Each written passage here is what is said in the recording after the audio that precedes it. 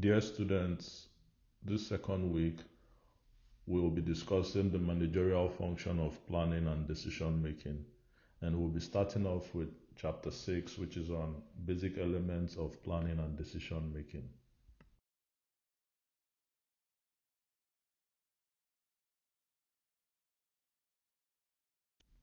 The learning objectives of this chapter include gaining knowledge on the functions that compose the planning and decision making process within organizations. Also, to understand why goals are set within organizations, who set those goals within organizations, and how the different goals that are set within organizations or at different levels of an organization, how they are managed. Also, we'll also learn the kind of plans that are made within organizations and the importance of contingency planning.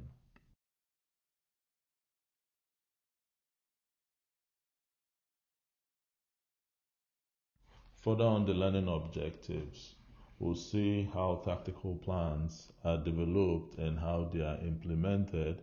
Also, be looking at the basic types of operational plans and look at the major barriers that exist to goal setting and planning and how organizations may overcome these barriers. And also, we'll be looking at how goals are utilized to execute plans.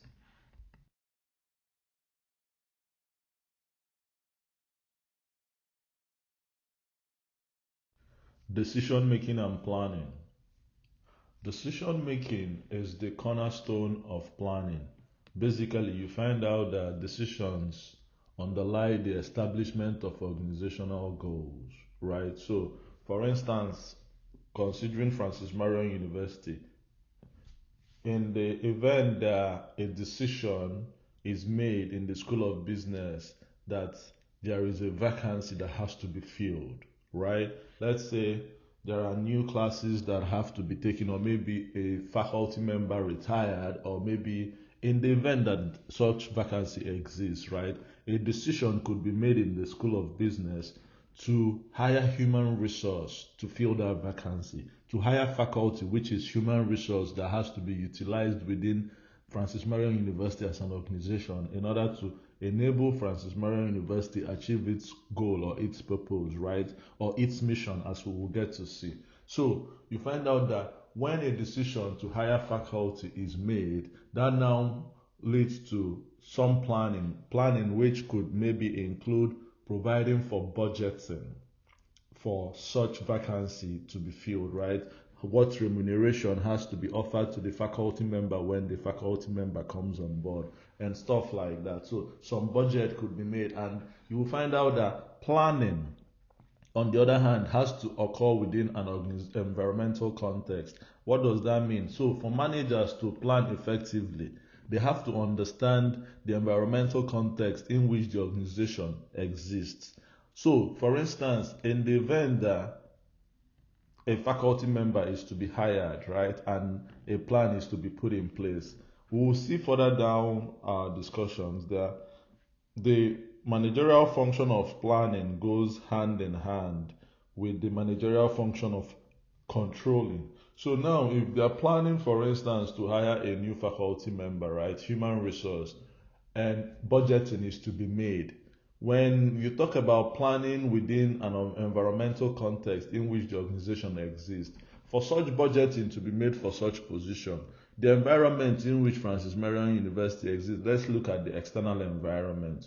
You will find out that how much a faculty member that is to be hired will be paid, for instance, as remuneration, will be reflective of the economy of the Florence environment. So we talked about looking at the external environment, and we understand that one of the dimensions of the general perspective of the external environment is the economy. So how much money any faculty that is to be hired as human resource in Francis Marion will be paid will also be dependent on the economy of Florence, the cost of living in Florence. Those are the kind of considerations. That is one perspective to managers being able to consider or understand the environmental context in which they operate. Meaning that, for instance, in their planning towards hiring human resource in Francis Marion, they also have to be considerate of the economy of Florence in determining the pay of faculty, in as much as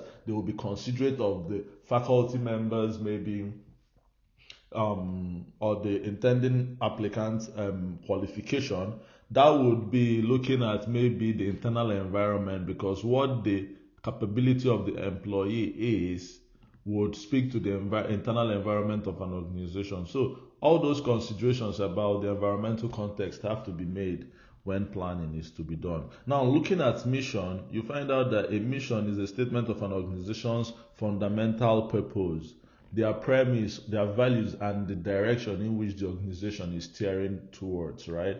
The mission leads to goals and plans. So as you can see further down this slide, you will see that the mission actually bears the strategic goals or plans, and the strategic goals or plans actually produce the tactical actions or like the tactical goals or plans, or what you may call the action goals or plans that are set at the departmental level. Now, those ones also produce the organizational goals or plans.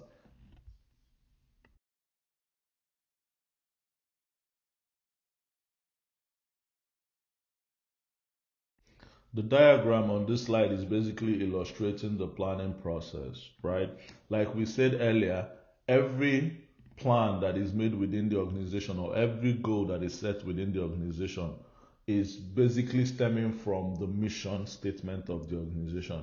That is the overarching guideline for why the organization exists, or why, what services or products, or what the organization looks forward to achieving, right? In the moment where there is also a vision statement, it looks at what the organization seeks to achieve in the future, right? So for a mission statement, you find out that the first level of goals or plans that are developed from a mission statement will be the strategic goals or plans, which are actually developed at the top managerial level. Like we discussed earlier on in our previous chapters, you would recall the pyramidal structure. The top managerial level is at the top of the pyramid, and you have the middle managerial level at the middle of the pyramid, and you have the first line managerial level at the bottom of the pyramid, right? So from the mission statement, the first level of goals you produce, or that are achieved, or that are set, would be the strategic goals. And you can see that basically goals emanate from decisions that have been made, in the sense that once a decision is made to hire faculty member, maybe in the School of Business, then there would be a set goal, which is the goal of, let's hire faculty member to fill a vacancy. And from the goals, like you will see on this diagram, plans are made. The plans are made basically to achieve those goals, right? So in the event that the goal is to hire faculty member, then plans would be made in order to achieve that goal. Plans like what the interview process will be like, provisions for online or on-site, on-campus visit, and all that, right? So all those plans will be made based off the goals that have been set. And given the diagram also here, you can see that from the strategic goals, the next level of goals that are produced are the tactical goals, which are actually produced or developed at the middle managerial level. The tactical goals also will give rise to the tactical plans, right? Because the goals give rise to the plans. And from the middle managerial level, which the tactical goals are set, the next level of goals that are set, which is further down the hierarchy, will be the operational goals that are actually set at the first line managerial level.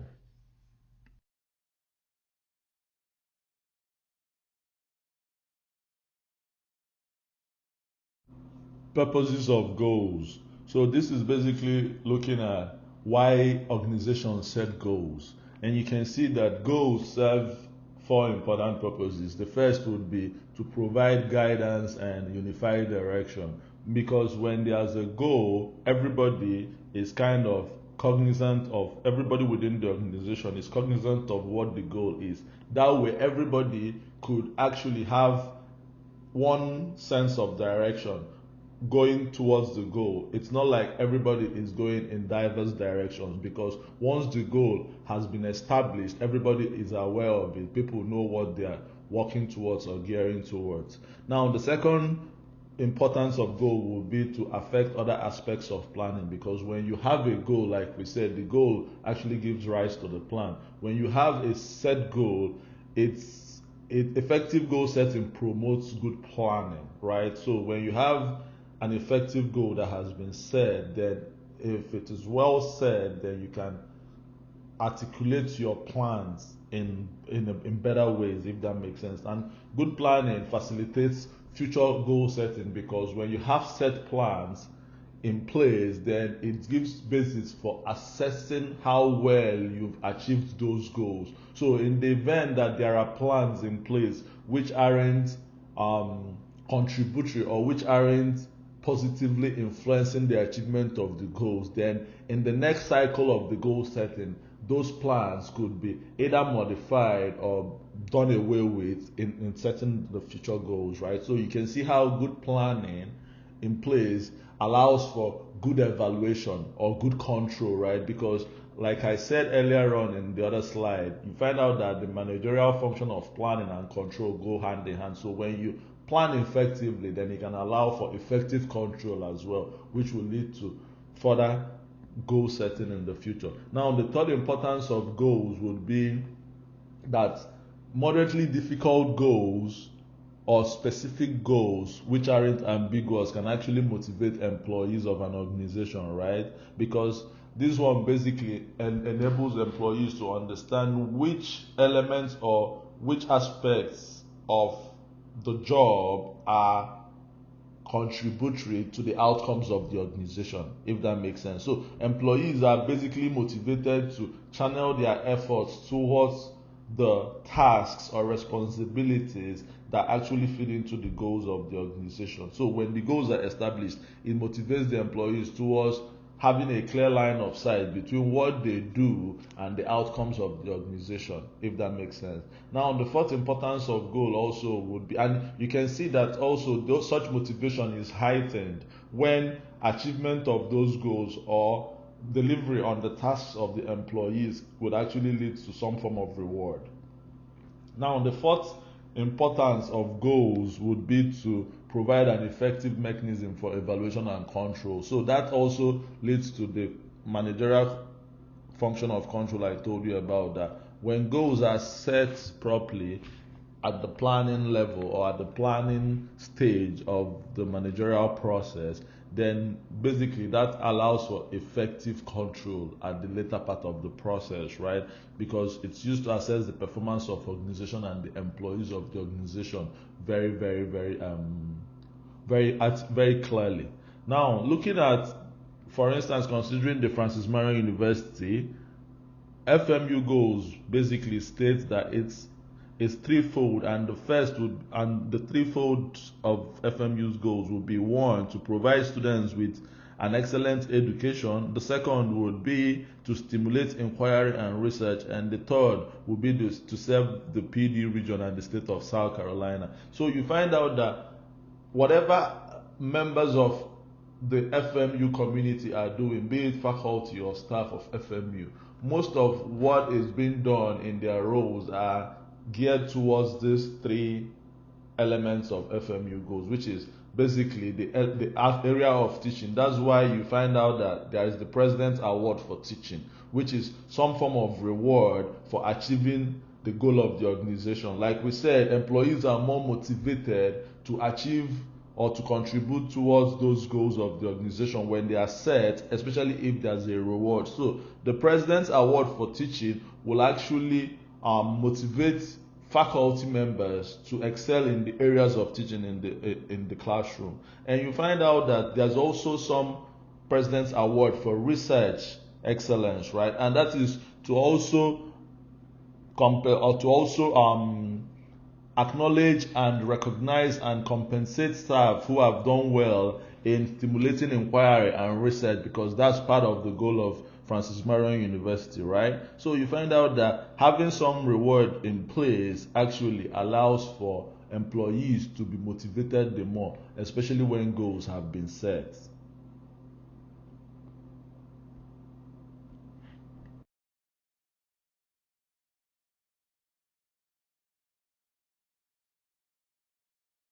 The diagram on this slide basically illustrates the goals for a regional fast food chain. So you may want to enlarge on this diagram to see what the goals are. And it says goals vary by level. When we talk about level, it could be at the top managerial level, which is the strategic goal. It could be at the middle managerial level, which is the tactical goal, or it could be at the first line managerial level, which is the operational goal, right? It could vary by area. So area could be what function of the organization, right? Function meaning it could be the human resource function of the organization, meaning that tactical goals, which are departmental goals, are set at the departmental level, right? So it could be a different area of the organization, which could be the human resource department goals. It could be the finance services department goals. It could also be the marketing department goals, right? So the areas of the organization or the functions of the organization or the departments of the organization have various or diverse goals, right? And it could have different time frames, meaning that we'll see further down the slide that there are short-term goals, right? There are intermediate goals and there are long-term goals, or what you call the strategic goals. Then you have the operational goals, which happen at a short term, and you have the tactical goals that actually occur at an intermediate term.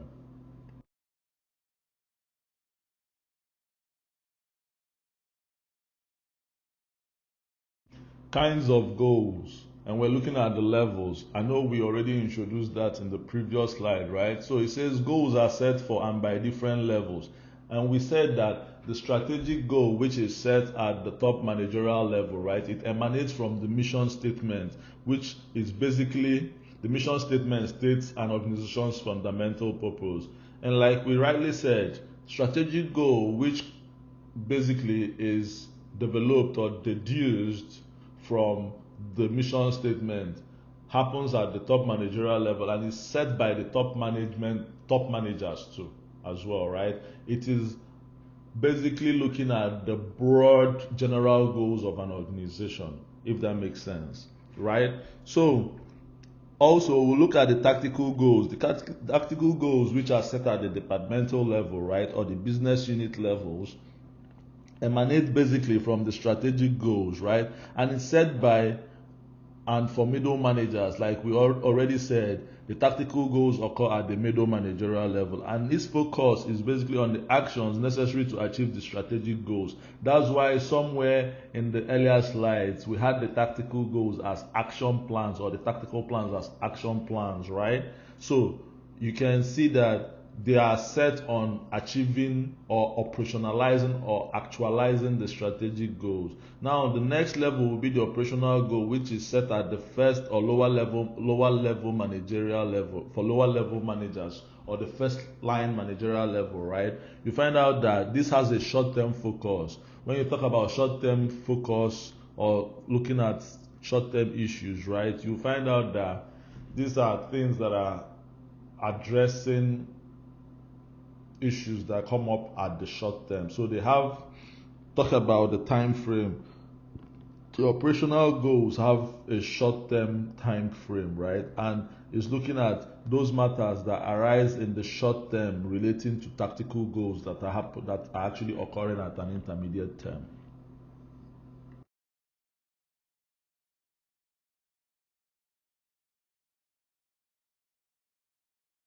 Kinds of goals, area and time frames.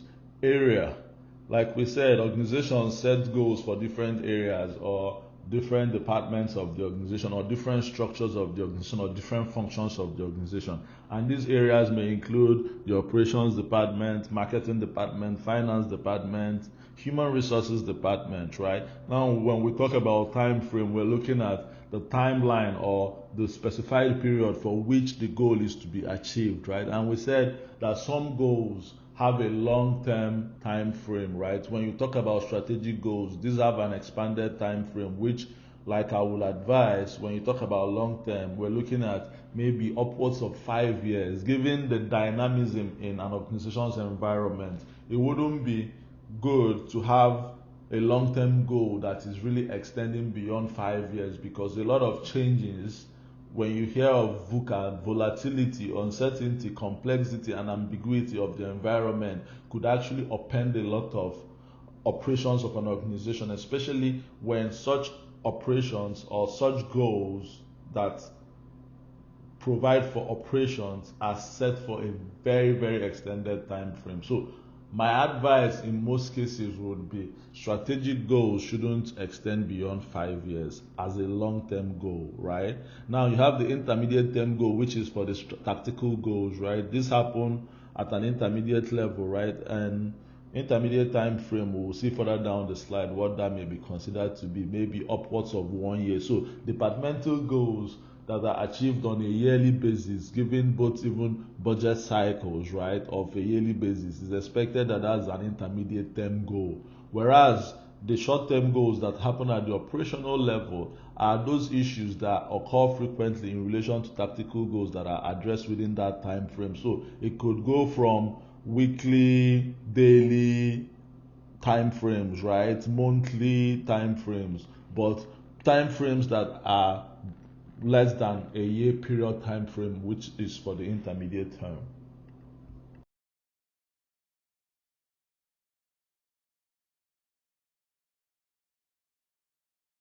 Responsibilities for setting goals.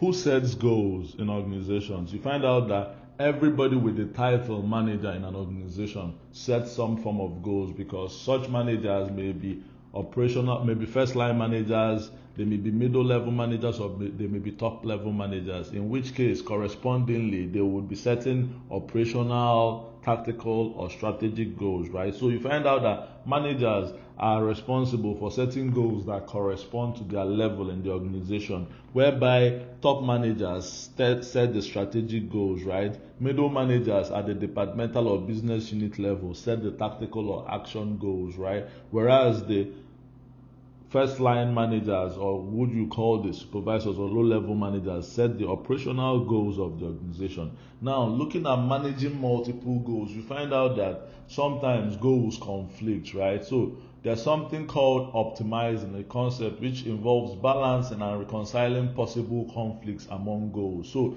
goals basically should be unified, not in a way that one goal actually deters the achievement of the other goal. Goals should be complementary. That's why optimizing is seeking to make sure that no goal is actually working against the achievement of another goal. So you find out that managers look for inconsistencies and decide to pursue one goal at the exclusion of another in the event that there's some form of conflict in the goals, right? So looking at Francis Marion University, for instance, with regards to managing multiple goals, you find out that deans in different schools or colleges focus more on the teaching excellence of their faculty members on a yearly basis, right? So that is to tell you, on a yearly basis tells you the intermediate term or the intermediate time frame for the goals that are set at the departmental level, which is the college level or the school level, because the deans are middle managers that set the goals at that level, right? And they are more concerned with those the teaching excellence of their faculty members on a yearly basis than their research output, given the overarching goal of Francis Marion University, which is teaching excellence, right? Teach students. However, during the reward of faculty with tenure or promotion after the 6 strategic years, right? Meaning that such is a strategic goal, getting job security, getting tenure, or being promoted, right? For human resource, that's a strategic goal. When such period comes, there is commensurate focus on their research stroke administrative excellence as well, given the overarching mission of Francis Marion University to provide students with excellent education.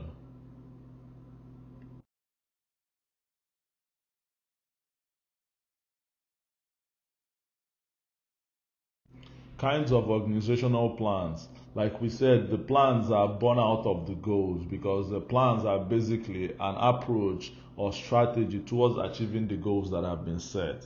You have the strategic plan, which is basically a general plan outlining the decisions of resource allocation, what the priorities of the organization are, and what steps that are necessary to ensure the attainment of the strategic goals. Like we said, the plans are the strategies or plan or approaches put in place to ensure the attainment or achievement of the goals, right? Talk of the strategic plan. These are set by board of directors and top management, and they have an extended time frame, like we said, a long-term time frame. Now, the tactical plan is a plan also. So we said before that the extended time frame is for the strategic goals. So whatever applies to the goals applies to the plan that have been set as a way of achieving those goals, if that makes sense.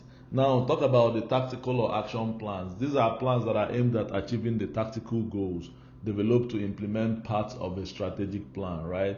Typically, a tactical plan involves upper and middle managers when they are being set, right? Because those plans also emanate from the strategic plan. So that's why some top managers may be involved, right? And it has a shorter time frame than a strategic plan. Now, looking at the operational plan, this basically focuses on carrying out tactical plans to achieve operational goals, and they are developed by middle managers and lower managers together in collaboration. Middle managers collaborate with lower level managers to set the operational plans, and this has a short-term focus.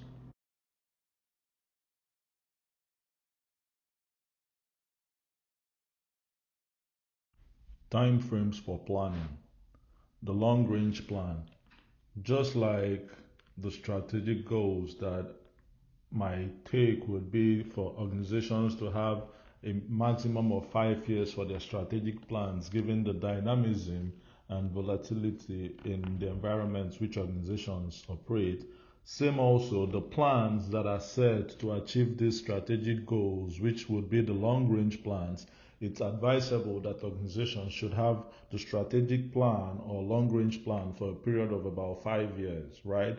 So that they can cope with the changes in the environment. It could be uncertainties in the environment, it could be complexities of the environments which organizations operate, like internal or external environments. It could equally be the ambiguities in the environment. You see that here it says that the complexity of the environment makes long range planning difficult. So my take will always be that for strategic plans or long range plans, organizations should cap it at 5 years, not more than 5 years, so that they can manage it better. And you can find out also that this long range plans, like we said, they also produce the intermediate plans. They are basis for the development of the intermediate plans. The intermediate plans which are set also at the middle management level, because the long range plans, which are the strategic plans, are set at the top managerial level. The intermediate plans cover a period of about 1 year. That would be my take on that, not extending more than 1 year. These are set at the departmental level of organization. So I would suggest that yearly plans for departments would be the most appropriate, right? And like it says here, it's important for middle managers, who are those managers at the departmental, functional, or structural levels or business unit levels of the organization. And they focus on the planning activities too that are aimed at achieving whatever the strategic plans too had preset.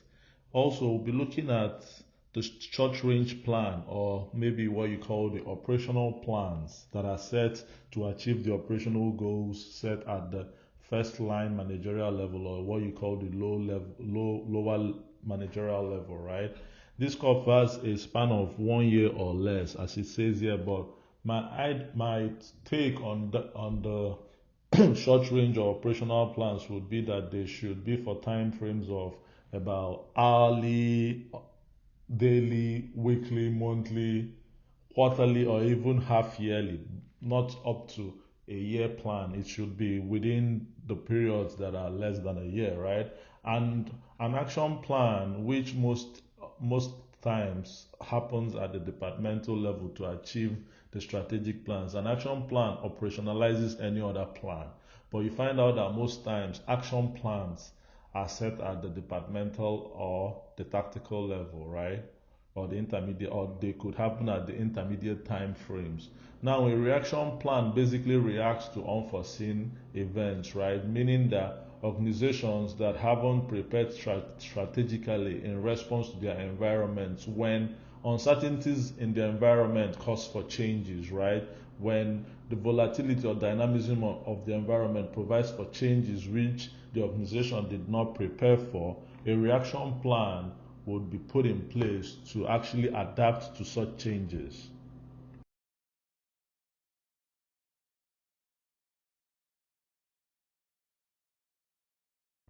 Responsibilities for planning. Planning staff. This group of employees coordinate planning and they provide tools to both departments and at the organizational level too. They take a broad view and their job roles or functions cut across departments of the organization.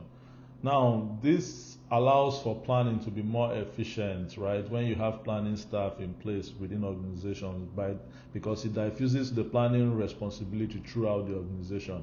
One, people who have a holistic plan for all the departments, being able to view the organization from the lenses of all the departments that compose the organization. Now, this planning staff, they're a group of planning professionals that reduce the planning workload for individual managers. So you find out that as much as that they work at the organizational level for planning, they also help middle managers for certain plans, the tactical plans or the intermediate plans when you're looking at the middle at the plan set at the middle managerial level based on the time frame, right? You can look at it at the intermediate level, but let's call it tactical plans. So they help the middle managers with setting the tactical plans. They equally help the operational managers with setting, or the first line managers or low level managers with setting the operational plans. So you find out that they help reduce the workload of individual managers, coordinate the planning activities of individual managers, and provide tools and techniques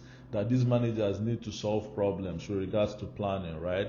They have a broader view than individual managers because they see the organization from the lenses of all departments rather than these managers that only operate at their departmental level, seeing the organization from the lenses of their department, right? So they see it beyond particular departments, rather from the holistic view. So where I used to work in the industry, which is the NCC, this planning staff would comprise consultants as well as members of staff of the department called the Corporate Planning and Strategy Department. Looking at planning task force, this would be line managers and members of planning staff, right? And you find out that they will comprise line managers that represent each unit, business unit or department of the organization, right? So you find out that these middle managers alongside the planning staff will compose what you would call a planning task force that will look into ensuring that all the plans of the departments are in tandem with the organizational plan, which is the strategic plan. That is why they may have to constitute this task force, right? You find out that this is a group of line managers with a special interest in the area of planning. They are grouped together to address particular issue within the year.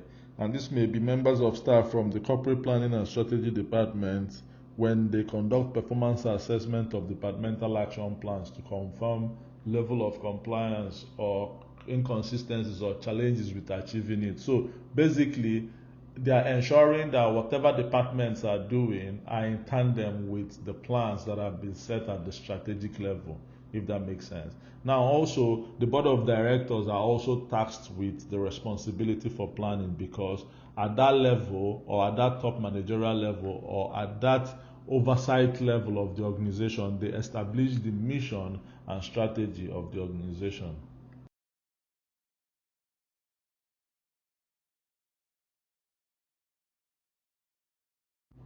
Further on responsibilities for planning, you have the chief executive officer. This is usually the president, like in Francis Marion University. The chief executive officer is the president of Francis Marion University.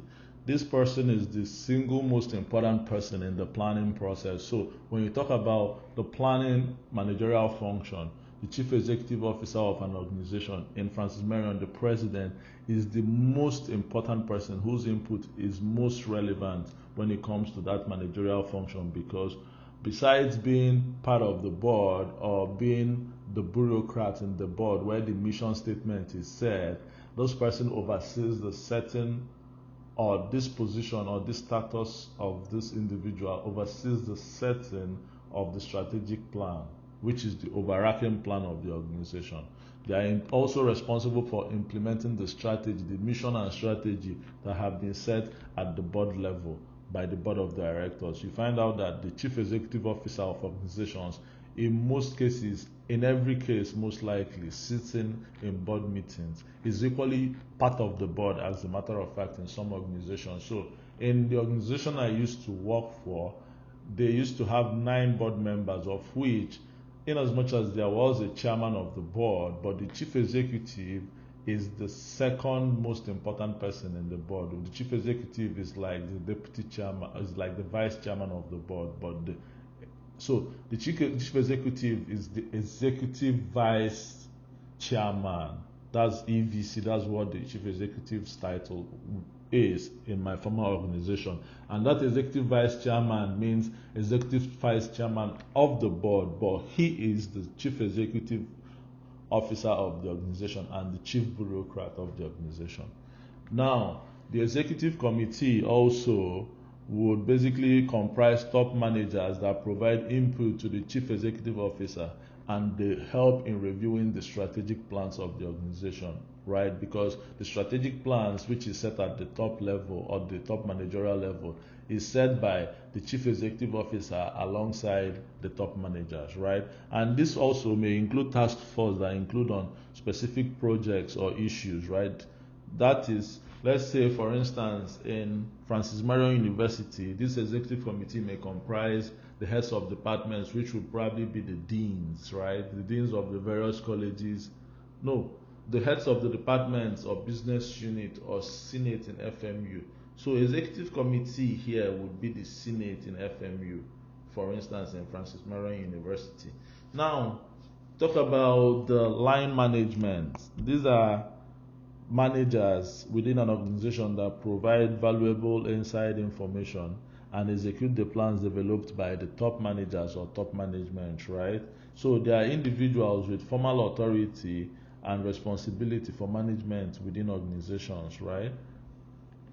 Basically, they provide feedback on plans that are formulated and implemented, and these managers they attain that position of line managers based off their on-the-job experiences.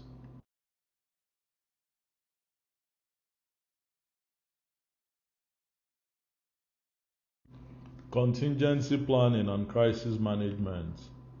Contingency planning is about the alternative courses of action that are to be taken when an intended plan is disrupted or is considered inappropriate or applicable to a situation.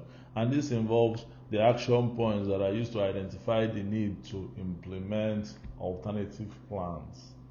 Example of contingency planning will include disaster recovery procedures in the event of the data losses in organizations, right? When servers are down, maybe to ensure hosting relevant data on multiple servers across zones in the cloud to ensure data availability. So having multiple zones in the cloud where the data of organizations or rather data of an organization is hosted, right, or are hosted, is a way of planning for contingencies such as when one server or when one zone hosting the data is down, there are other zones or other servers rather that are there that are up to still ensure that data retrieval is easy for the organization, not that when the server hosting the data is down and that's the only server, data is unavailable to the organization for decision making, right? Now you have crisis management, which would be the procedures organization uses in the event of a disaster or other unexpected calamity, right? And an example of this would be like where I used to work, there were safety officers nominated from every department, right? And you find out that most departments, you have a couple of departments sharing each floor for all the floors within the office building.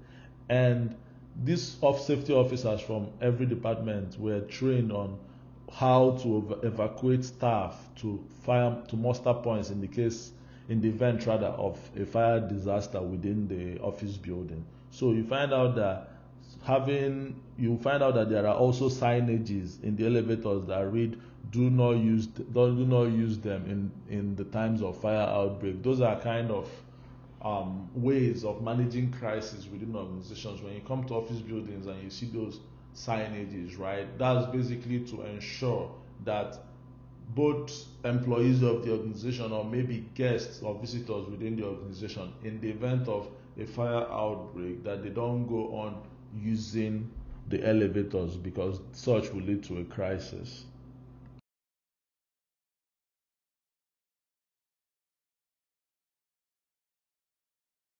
So this diagram basically illustrates the contingency planning process, right?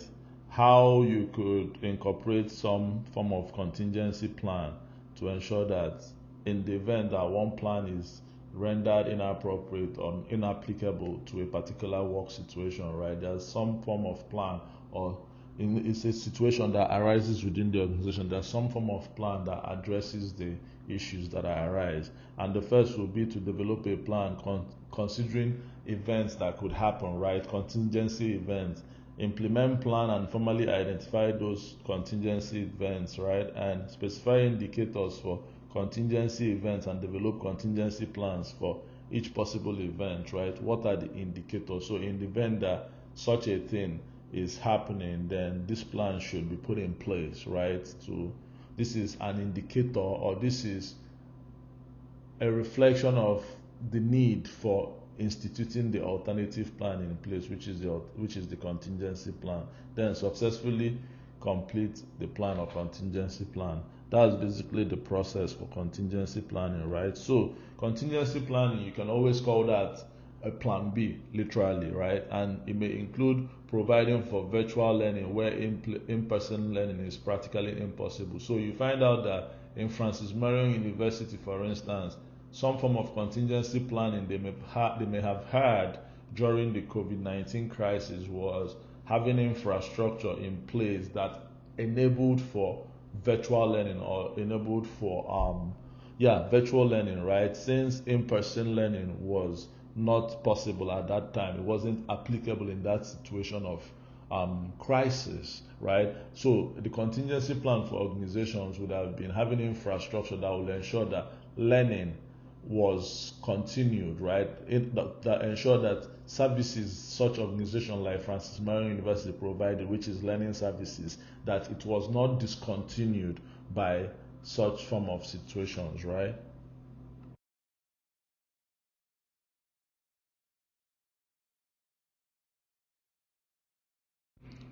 You just need to look through the bullet points contained on this diagram to have a good understanding of how you can develop tactical plans and how you could execute them. And like you can recall, or like you will recall, tactical plans are set to achieve the tactical goals, and these are all set at the middle managerial level of the organization, and they have an intermediate time frame, which could be a time frame of about 1 year.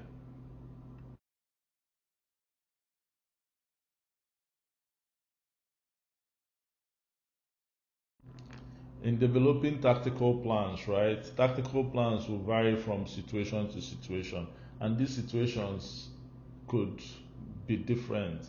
Now, a situation may be from department to department, given that tactical plans are set to achieve the tactical goals which are set at the departmental level, business unit level, right? Or functional level of the organization. So you find out that given the differing mandates of the different departments of an organization, they would have different tactical plans because different departments seek to achieve different goals for the organization, right? In as much as they are all collated, or all their outcomes are contributory towards the whole organizational outcome, but given the different or diverse functions of the departments, they would have varying tactical plans, right? Or even an organization like a multinational organization that is operational in different institutional environments, their tactical plans would differ because of the demands of the general environment, right? The general external environment, the demands or the general and the task environments of the external environment of these different geographical locations will require for different tactical plans. Now, tactical plans also are set to achieve the tactical goals like we already know, right? And these goals that are set at the departmental or business unit level are actually deduced or they emanate from the strategic goals set at the top managerial level, right? And for tactical plans, you find out that resources and time frames will be set. So let's say, for instance, when I used to be in the human resource department, when we developed the human resource budget, for instance, right? That is basically setting the financial resources that would be expended towards achieving the goals or the plans of the department. That's what a budget is out there for, right? So a budget basically captures for the financial resources that are required to achieve all the goals of the department, which would now require a plan for that to be done. So a plan would be including, for as the managerial function of planning goes with control, which is like budgeting, a plan will be setting a budget in place to ensure that once it's approved, financial resources are available to ensure the achievement of that goal set for the department. Does that make sense? Yeah. So that's what we're saying. So when you're setting a HR, when we're developing the HR budget, for instance, we are specifying what resources we need for the human resource plans we have for that, for our tactical goals at the human resource department level, right? That is why we have to specify resources. And the time frames, we're saying for each of those human resource plans we have, these are the time frames within a year for which these outcomes will be achieved. So you find out that these tactical plans have that fully captured in them, right? Now also, the tactical plans requires the use of human resources, meaning that managers must be in position to receive information from within and outside the organization, process that information and pass it on to others who need to use it. So it could be that when we're setting those plans at the human resource level, for instance, the information we need for decision making in the human resource department with regards to maintaining human resources of the organization where I used to work for, we got such information from even outside the organization and from within the organization, and those information, they are gathered by the use of human resource. So there was utilization of human resource in the gathering of that information, of those relevant information, in the deducing and analysis of those information, and for their utilization in decision making as well, right?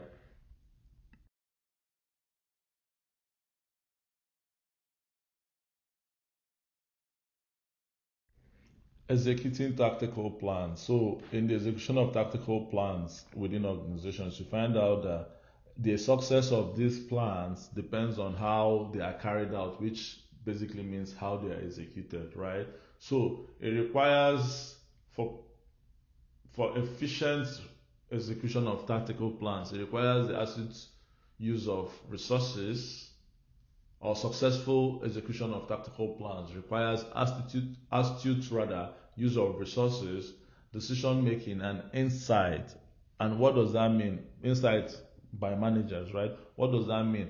Basically, managers need to evaluate every possible course of action in light of the goals that they seek to achieve with these tactical plans, right? In light of the tactical goals they seek to achieve using these tactical plans. And by that, evaluating every possible course of action means that they have to look towards efficiency, which is the best choice from a set of alternative courses of action, right? That would be when they are being efficient, they must have evaluated all the courses of action. Also, they would also avail themselves of all the resources of or information they need for particular actions they want to take or for decisions they want to take, right? And with that, the resources or information would include working tools or knowledge of what the relevant policies are. For instance, in human resource decision making, what are the governmental roles that are employment based, right, or employee based, having knowledge of that, or what are the internal policies of the organization. Whatever relevant policies that apply towards that decision making should be considered by the manager and evaluated for them to make the very best choice of the alternatives, right? They should also be considerate of the targets or goals that are sought to be achieved and the timeliness of whatever decision it is or action they want to take, right? So managers also must ensure that each decision maker has the information. So in execution of tactical plans, rather, each decision maker should have the information and resources necessary to get the job done, right? That's having the working tools, right? And that would include also the vertical and horizontal communication and integration of activities, right? So meaning that information is passed up and down the hierarchy, right? Is equally passed laterally across peers and colleagues to minimize conflicts or inconsistencies in the activities of members of an organization, right? Or ineffective delivery. So you find out that, as simple as, for instance, how how external organizations are communicated, having some form of uniform templates, right, communicated across the organization for having to communicate externally, or even having some form of uniform template for internal memos. That's some form of ensuring both vertical and horizontal communication, right? Ensuring that there's some form of consistency across the organization. Now, another thing that has to feed into successful execution of tactical plans would be to monitor ongoing activities to make sure that they're achieving desired results. And why that is done is to ensure that whatever plans or whatever approaches or strategies that aren't achieving the intended purpose, those could be dropped or modified accordingly to ensure very, very successful outcomes. So that would basically mean to conduct follow-ups to ensure that milestones are being achieved within the timelines, right? And that the quality of delivery is in tandem with what they expected or what the expectation was.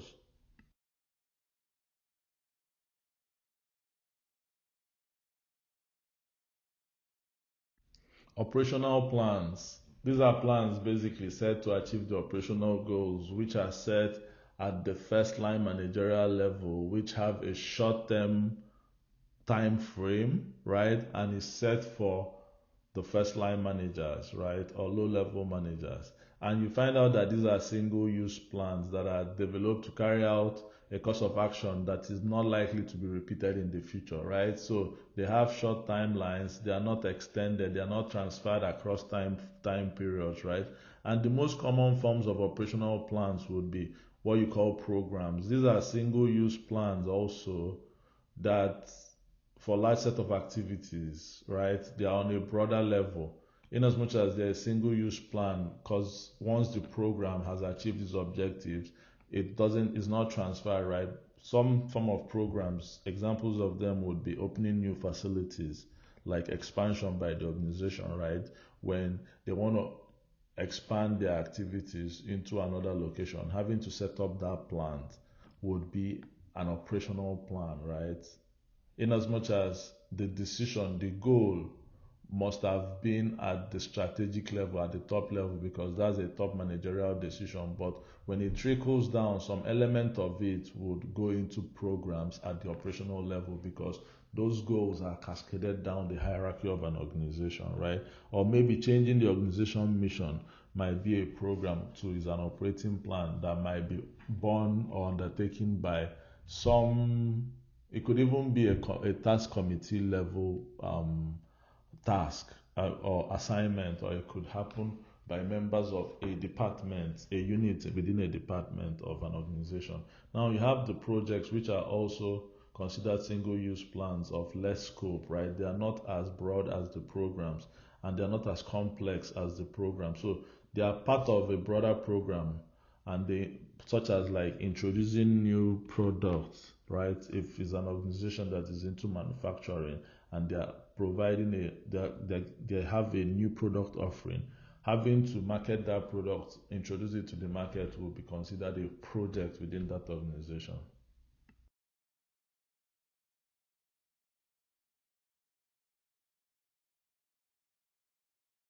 Standing plans.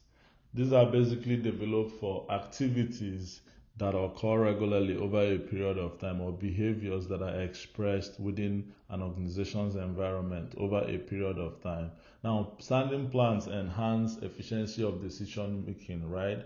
And you have standing plans to include things like policies or rules and regulations. So, like policies or rules and regulations that are captured in the student handbook or staff or faculty handbook of Francis Marion University, those will be standing plans because they allow for efficiency of decision making in the event, for instance, that any of these elements of the organization, Francis Marion University, expresses a behavior or seeks to undertake undertake some form of let's say, for instance, once, let's say, faculty member who wants to go for tenure, you find out that information on tenure process is contained in the faculty handbook as well, right? So it provides a basis for decision making on things like getting tenure, right? Or if there are behaviors that are unacceptable within Francis Marion University environment, in addressing those behaviors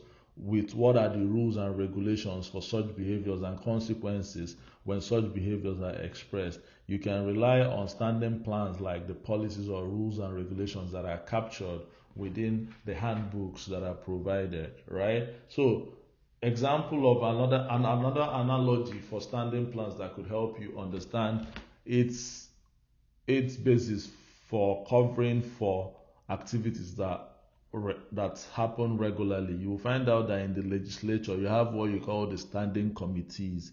Basically, these standing committees provide oversight functions over regular government activities or defined government activities by government establishments, right? They provide those oversight functions, whereas the ad hoc committees provide emergent or incidental oversight, things that don't occur regularly, right? Things that just happen all of a sudden, then an ad hoc committee is constituted. But standing means some form of frequency in occurrence is there, right? Exists. Now you find out that even relating that to an organization that's into manufacturing, right? In the assembly line, given that there should be consistency in the outcome of the products or in the quality of the products that are offered to customers, right? There's some form of standard operating procedures, right?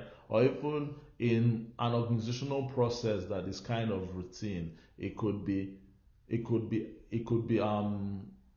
the standard operating procedure could be itemized stepwisely on how that function is to be executed, right? You could have a standard operating procedure on how a function is to be carried out. Those would be also considered standing plans.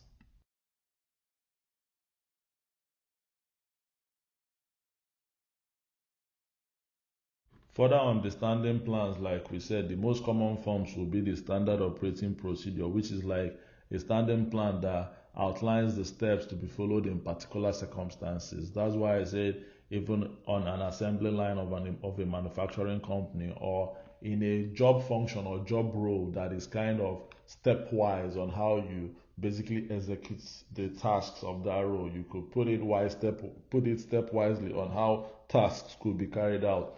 That would be steps outlined to be followed in ensuring the delivery of those tasks, right? So other things like standard operating procedure will be like leaves of absence, right? Ensuring that when people are out of the office, there's some form of procedure or process, standardized process for being outside the office within a period, right? You should have some form of approval from management of the organization for you to be away in form of leave of absence, right? Now you have another form of standing plan called the rules and regulation, which describes exactly how specific activities are to be carried out, right? Especially, for instance, if the rules and regulations regarding tenure, right? Tenure process for faculty members. It tells you this is how you go about stepwisely, how to process paperwork, how to utilize benefits. Those would be rules and regulations, and they are similar to the standard operating procedures, right? But because they are narrow in scope and they can be a substitute for decision making, meaning that in, for instance, a work situation and someone is to make a decision, right? Instead of having to rely on their own initiative or experience, they could just look at the established steps towards decision making, for instance, a standard operating procedure.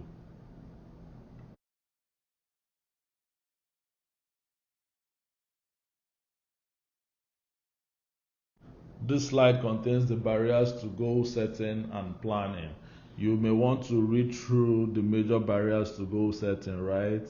Having inappropriate goals, the improper reward systems and all that. Improper reward system meaning that the reward system does not align with expectations for achievement of that goal, right? Meaning that there's some form of disjoint between the reward that is provided for an outcome, right? So let's say the goals of the organization are not having the requisite rewards, or that goals that are rewarded, goals, outcomes that are rewarded are not outcomes that are actually relating to the goals of the organization, right? Those will be improper reward systems because they're actually rewarding the irrelevant goals or achievement of the irrelevant goals, as the case may be, or not so relevant goals, as the case may be. So I urge you to read through the information on major barriers and how barriers could be overcome.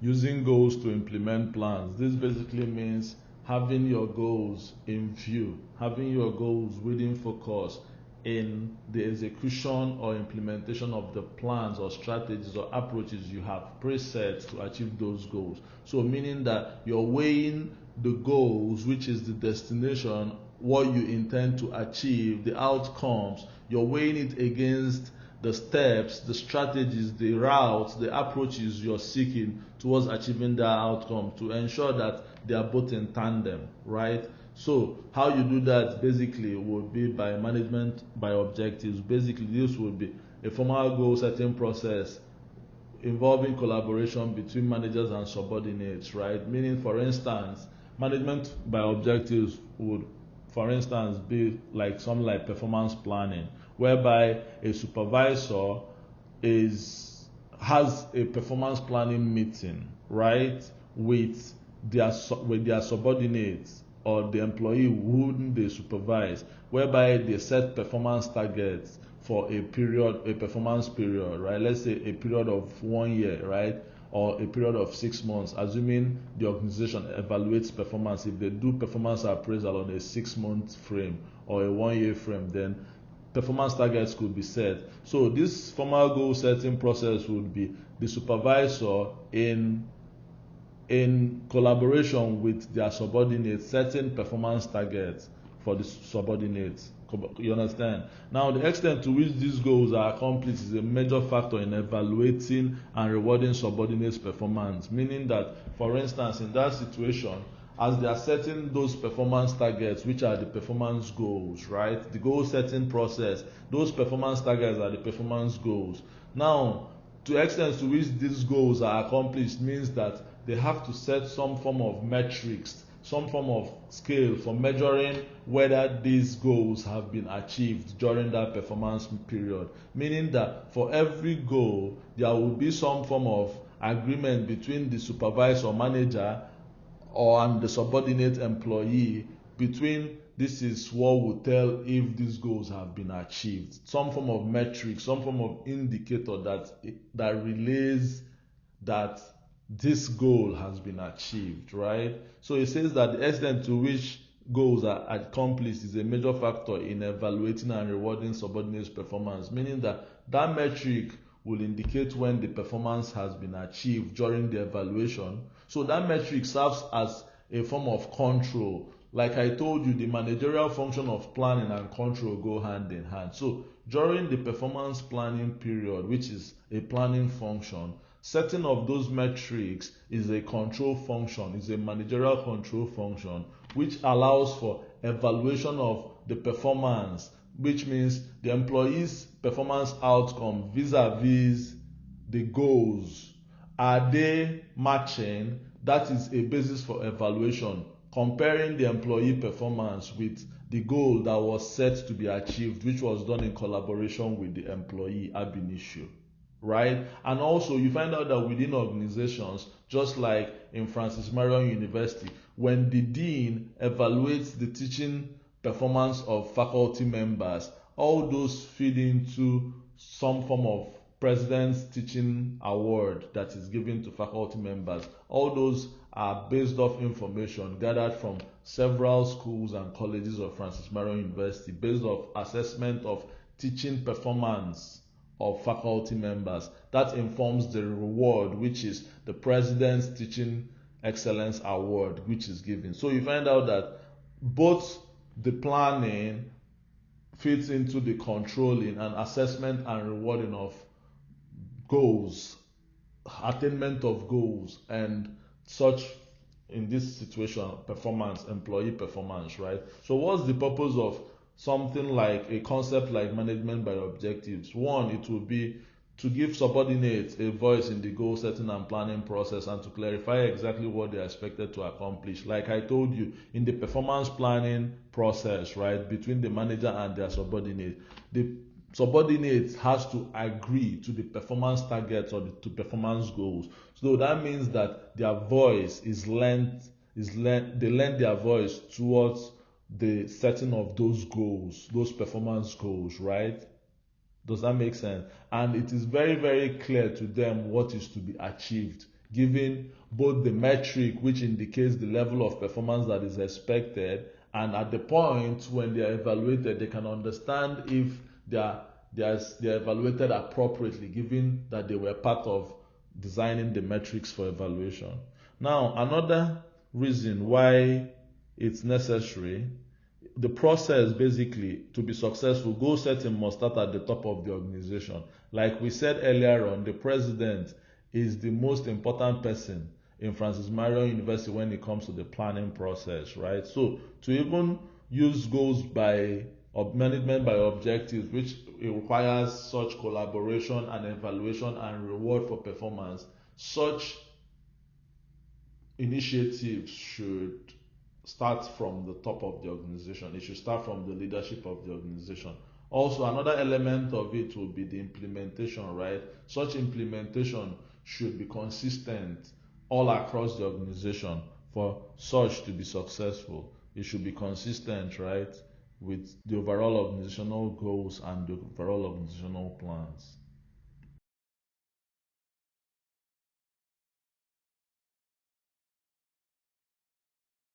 So this is basically illustrating what we discussed about in the formal goal setting process, right? When you start the program for goal setting, right? You establish the goals and the plans, and you do that through collaborative goal setting and planning, right? Just as in the case of the manager and the subordinate when they're setting performance goals, right? You communicate those goals and plans, right? Have meetings, verify the goals and plans to clarify that there is some form of understanding, and everybody, there's no ambiguity in the process, right? You have some counseling resources, you have the periodic review of the goals to see if the goals are realistic with what the organizational goals are, or what changes in the environment are, how realistic those goals are, right? That's why you have to do some periodic review, or even to see if the plans for achieving those goals, whether they are realistic in relation to achieving those goals. And then you have an evaluation period as well as part of the process to ensure that in setting the next cycle of goals, right, that you have been able to assess which plans are really relevant towards achieving the goals, in order to modify accordingly, or to even try and expunge from the whole plan process.